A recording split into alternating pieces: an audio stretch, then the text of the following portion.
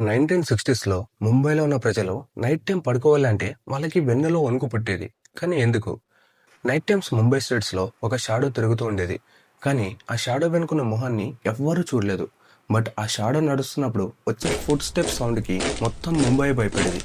ఆ షాడో వెనుకున్నది ఎవరో కాదు, రమణ్ రాఘవ్. రమణ్ రాఘవ్ 3 సంవత్సరాల్లోనే 41 మందిని చంపాడు. 1966లో కేవలం 1 ఇయర్‌లోనే 19 మర్డర్స్ చేశాడు. అది కూడా ఎలాంటి వాళ్ళని చంపేవాడంటే హోమ్‌లెస్ పీపుల్‌ని.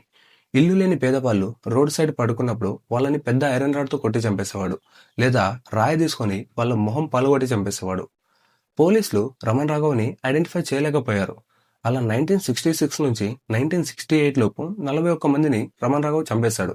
1968లో రమణ్ రాఘవ్ ఒక మర్డర్ చేసి రక్తం బట్టలతో రోడ్డు మీద వెళ్తున్నప్పుడు మహారాష్ట్ర పోలీసులు అతన్ని చూసి పట్టుకున్నారు. దాని తర్వాత రమణ్ రాఘవ్ని గట్టిగా ఎంక్వైరీ చేస్తే ఇదంతా బయటపడింది. And Raman Raghav mentally unstable అని కూడా తెలిసింది. కోర్టు రమణ్ రాఘవ్కి ఉరిశిక్ష కాకుండా లైఫ్ ఇంప్రిజన్మెంట్ వేసింది. అలా 19 సంవత్సరాలు జైల్లో గడిపాక కిడ్నీ ఫెయిల్ కావడంతో 1988లో చనిపోయాడు.